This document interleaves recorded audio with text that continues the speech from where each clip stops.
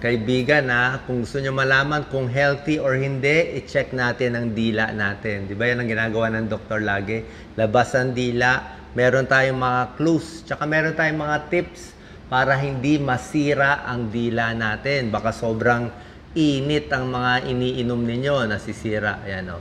So, yung dila, malalaman kung healthy or hindi. Ito, katulad dito, masyadong mapula, masyadong madilaw, masyadong maputi ang dila, may mga sakit po yan. Okay?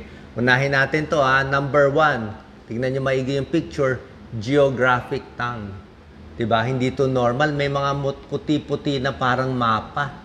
Tapos yung mapa na yan, pabago-bago pa yan. No? May makinis, may rough. Ano ibig sabihin yan? Hindi siya infection, hindi rin siya cancer, pero yung panlasa mo pwede magbago. Nag-iiba, parang sensitive ka sa panlasa. Ito, yan o. Ayan, nawawala, geographic tongue. Nakikita to, pwede kung stress ka masyado. Yan, sobrang stress. Kulang ka sa vitamin B, pwede rin. Kulang ka sa zinc.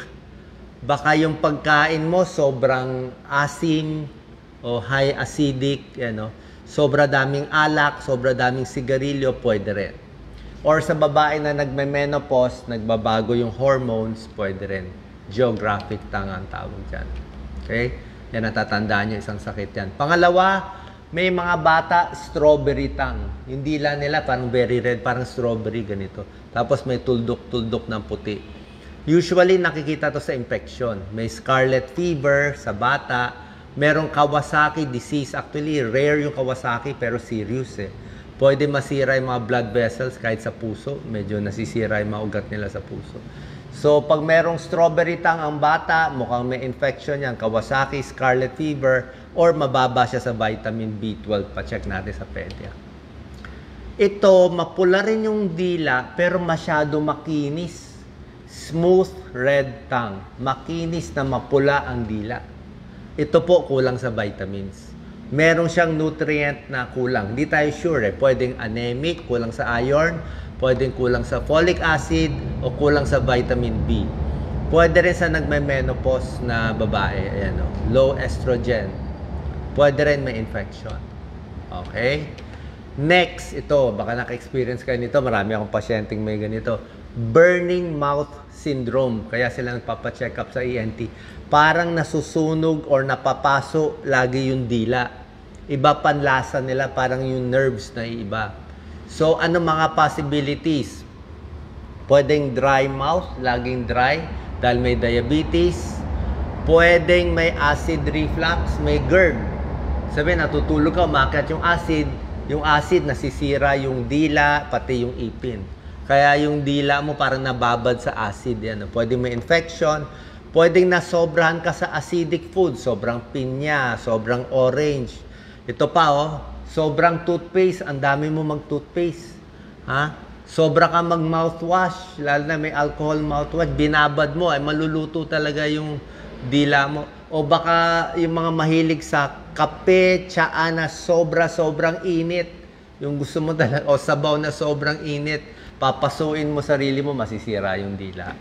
Okay? Sobrang candy, sobrang chewing gum, ayan yan Okay, yan lang yan. So, tigil natin yung sobrang toothpaste, sobrang mouthwash, yung tamang toothbrush lang at tongue cleaner. Singaw.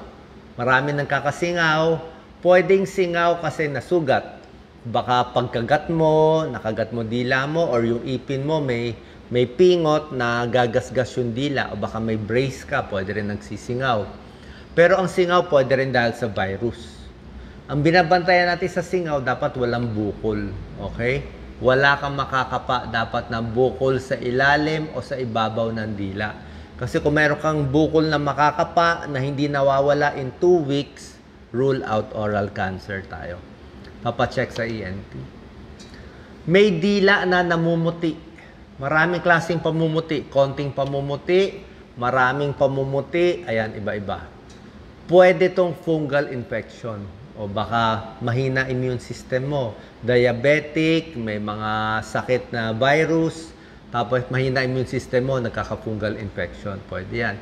Pwede rin sobra kang nagma-mouthwash, lagi naluluto yung dila mo, humina rin yung nasira din, na tinamaan ng fungal infection. Pwedeng may gamot kang iniinom. Ayan. Okay? Meron ding pamumuti na mas malala. Parang ganito. Lichen planus. So, very white na siya. So, pwedeng infection yan. Pwede dahil sa gamot. Pero pwede rin siyang senyales ng cancer. Kaya pag ganitong kaputi, papacheck na tayo sa ENT.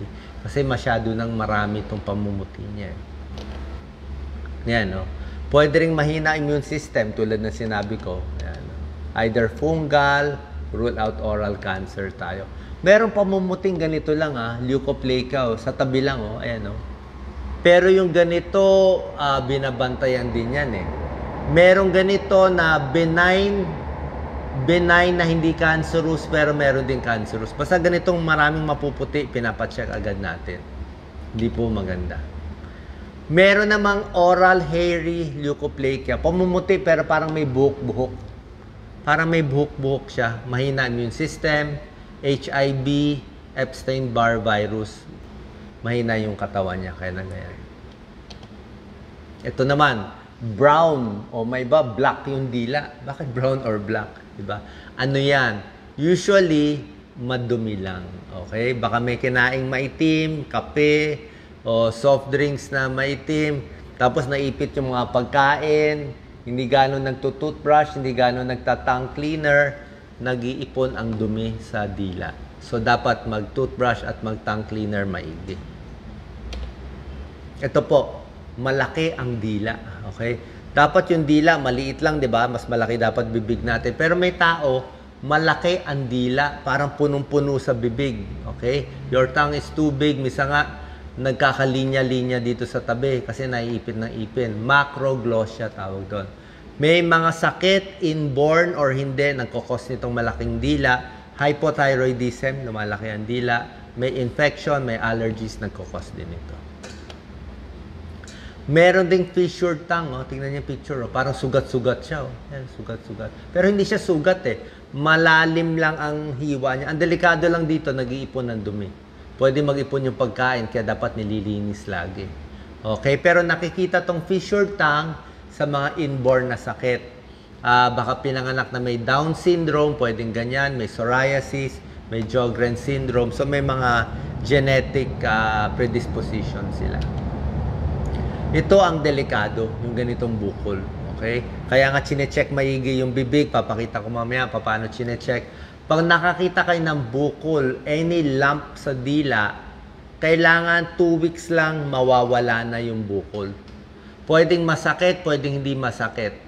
Oras na hindi gumaling yung bukol, pwedeng masakit or hindi, pa-check tayo sa ENT doctor or sa dentista para ma-rule out ng oral cancer. Okay? Ayaw natin yan. Pakita mo, Doc Lisa. Bukod dito, yung kulay ng dila, di ba? Sabi ko sa inyo, ang normal na dila, pink, healthy, clean. Yan ang gusto ng doktor makita. Pag nakita mapula-pula, yung sinabi ko kanina, red na very smooth, kulang ka sa vitamins.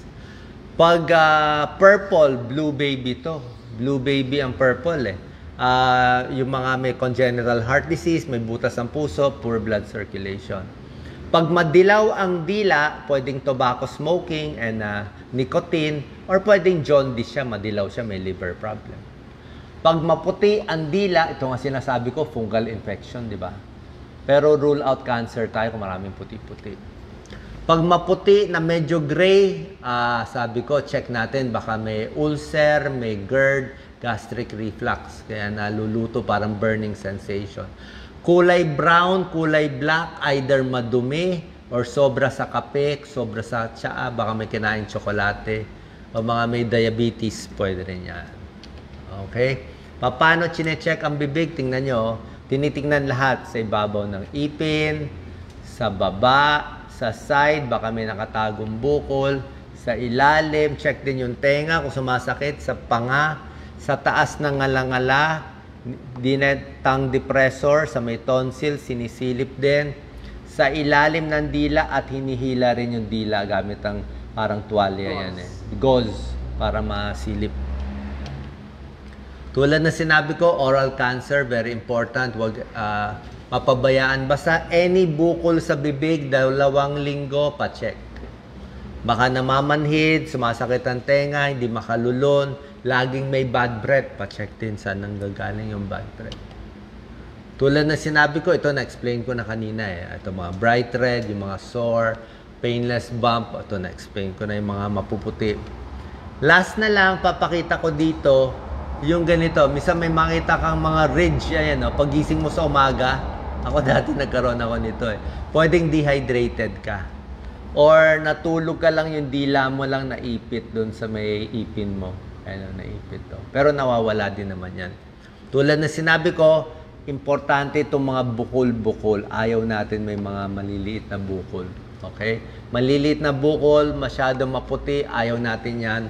Kasi either fungal infection, itong puti, or itong bump, ingat tayo sa mga oral and mouth cancer. Saan po nakatulong to? Check natin yung dila. Kung meron kayo makitang ganitong problema sa inyo, sa asawa nyo, sa anak nyo, pa-check natin sa doktor kasi maaagapan yung ganitong mga sakit. God bless po.